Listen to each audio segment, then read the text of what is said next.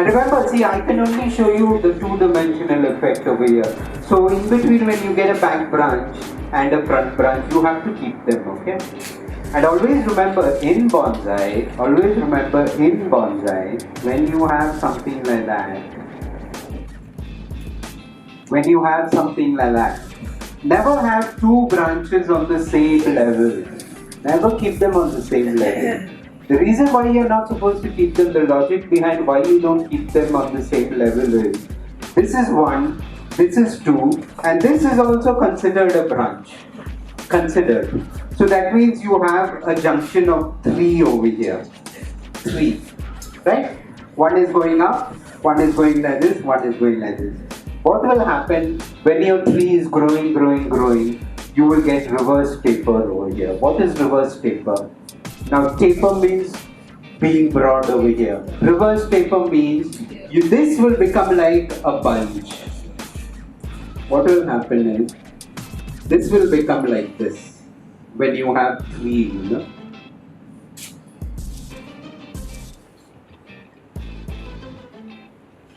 Reverse taper. So never keep it on the same level, because the distribution should happen when your branches are on different levels. So if you keep that junction, what will happen is, on maturity, immediately you won't be able to see it, but dhire, as the years are going by and your tree is growing, so what happens is this will become bulgy. So remove it when it is young itself. Don't waste your time for another 2 years and then you see the bulge and then again you chop, because you're losing 2 years of your time.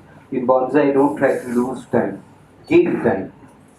Gain time as fast as possible. Okay? Clear? So shall we go on to, I wanted to tell you about how fertilizers work on bonsai. On bonsai, not garden plants. On bonsai. Every tree in nature, every plant in nature requires nutrients. Yes or no? Yes, right? To live.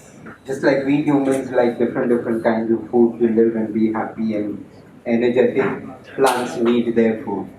So the basic nutrients are N, P, K. Correct? N, P and K.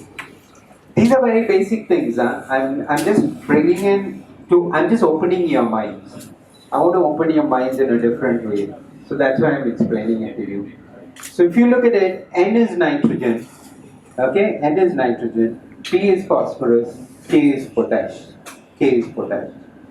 So if I have a very basic plant which I have brought from the nursery, if I have kept it over there for bonsai, and every week, if I give it a little bit, now I'm only talking, forget about P and K. I'm only talking about nitrogen. So if you want nitrogen, just single nitrogen, not NPK come together, then it is in the form of urea, correct? So urea is only nitrogen. If I give a plant only nitrogen every week for at least about 3 months, what will happen to the plant is, the trunk will thicken, the branches will thicken, and the foliage will become green. That is what urea will do to your plant. Clear? Clear, everybody? If you look at P, phosphorus cannot be given directly. Like you get phosphorus you get powder form, you get phosphorus. If you take phosphorus and directly put it into your mitti over there, what will happen is your roots will decay. So you have to give phosphorus always indirectly to your plant. How?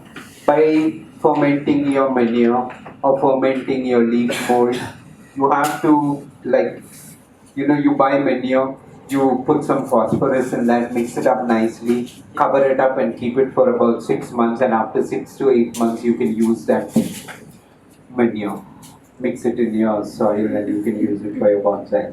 So what happens is, that time this phosphorus gets into your soil, into your manure, and it provides enough of phosphorus to your plant. Okay? But you cannot give it directly. So what phosphorus does is it helps in increasing the root network. The root network. So the more the roots in the soil, the more healthy your plant is. Clear? So that is why phosphorus is helpful in that sense. And to a certain extent, because it is developing so much of roots, what happens is the plant is more healthy, so it gives you more flowers and more fruits. Clear? Because of that. The next one is K, potash.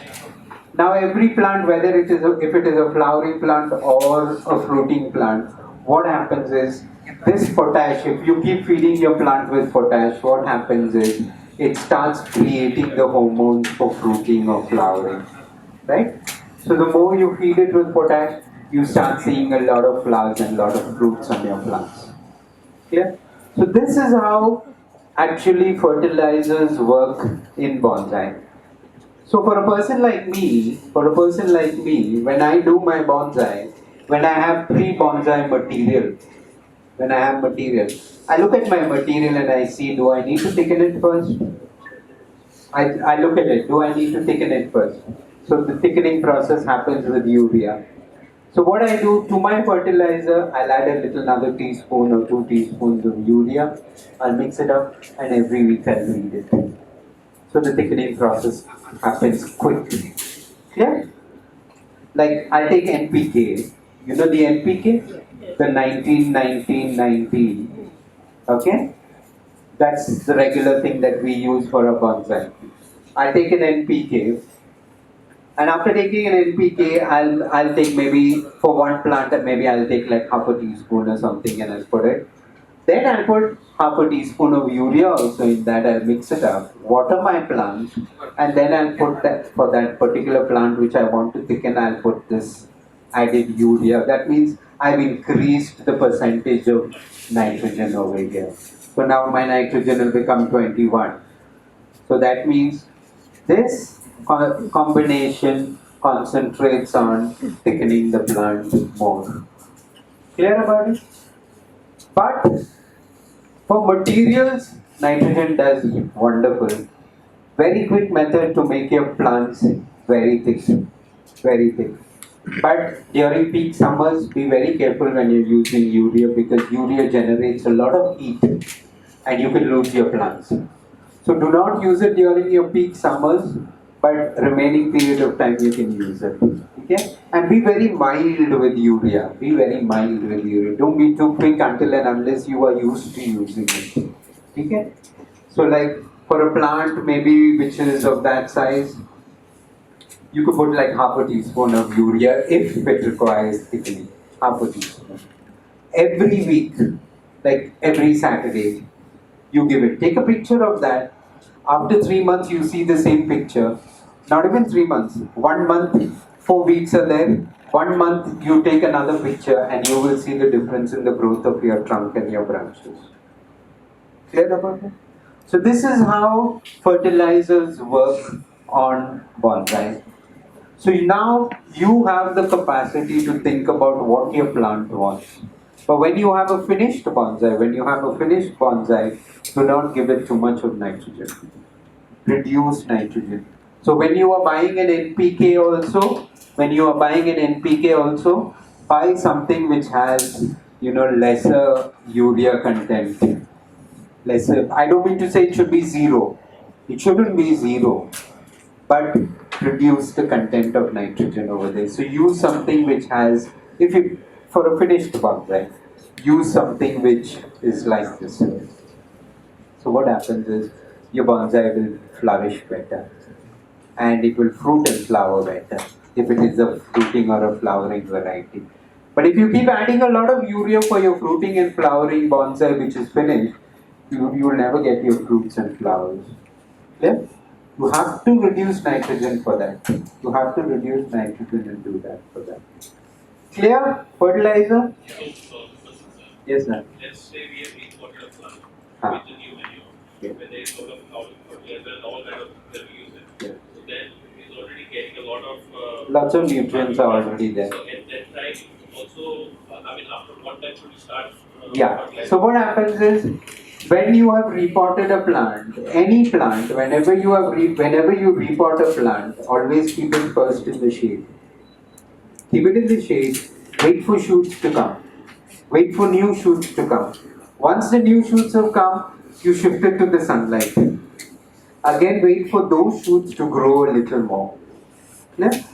Allow those shoots to grow a little more and only then start feeding your plant. Until then, don't feed your plant with fertilizer. So that means like when you have pruned up your bonsai and you have done a repotting so what you should do is now you get new shoots. You get new shoots will come out of your plant, right? When the new shoots come, they'll have maybe about 3 leaves. Now you take this bonsai, you put it into the sunshine. Okay? This is an indication, the first indication that yes, I'm set in my new soil.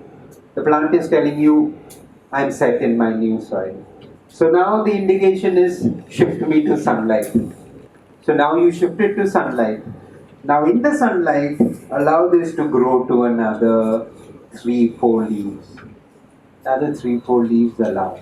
Then you start feeding your plant. Then you start feeding. That means your plant has settled down well. Then you can start feeding your plant. But if you feed it before this stage, your plant may go into shock. The plant may go into shock, your roots may burn up, your roots may start decaying. So do not. Clear about it?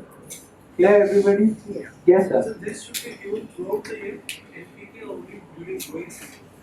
Only growing season. See, if you give it in the winter is when the plants go into dormancy. Nothing it will take. It won't take anything. It is not harmless, right? But then what I do is I give it in winter also. I just pour it. So then what happens is everything is gathered inside. So when Everything is gathered inside. And when the tree wakes up, immediately it's got excess nutrients stored in its body. So when it wakes up, what happens is the flush of new growth happens. So I just keep feeding them regularly. But then there is no requirement for you to feed it when it is in dormancy. In summers we should. Summers, yeah, because of the heat. Because of the heat. Don't do it because of the heat. And your heat is extreme. So it should be from March. Like till 37 degrees you can do the feeding and all that. Or once it crosses 37, stop your feeding. Stop your feeding because it will get too hot. Because every fertilizer, any fertilizer generates heat. So that heat and this heat, they clash and your plant will go into shock. Yes, ma'am. So solid, liquid or powder, what you prefer? Go for a liquid form. Never spray for bonsai. Never spray NPKs. Never spray on your trees. Always do drenching. What is drenching is putting it in your soil. Putting it in your soil. And whenever you fertilize your plants, my advice is fertilize it in the evening. Because of the heat, रात का ठंडा होता है ना. So what happens? It cools down. It cools down. And another thing is, it's always good to water your plants in the evening more than watering it in the morning. You know the logic behind that? Evaporation. It's like every leaf, what happens is, when you water your plants, most of the people, what they do is, they water their plants at like about 7 o'clock in the morning. They say my Mali Baba comes at 7 o'clock, so it's watered at 7 o'clock. So what happens is now see, you are watering it at 7 o'clock. By 8 o'clock, 7 o'clock already the sun is rising up. By 8 o'clock it hits your plant. Okay? By 8 o'clock it hits your plant. And now the soil is already, the moisture is already evaporating. By the time the moisture evaporates, you know how strong the sun is and how quick evaporation happens. So what happens is now by 10 o'clock, in fact by 9:30, your soil is lack of moisture. So what happens now? This is a little time that the roots have to supply water to all the leaves. So what happens is if the leaves are not able to get the supply of enough of water, the tree what it does is it starts shedding some of its leaves to balance itself. to balance itself. Clear? Clear? Right? So what happens is it balances itself. So what happens? A tree that has something like that.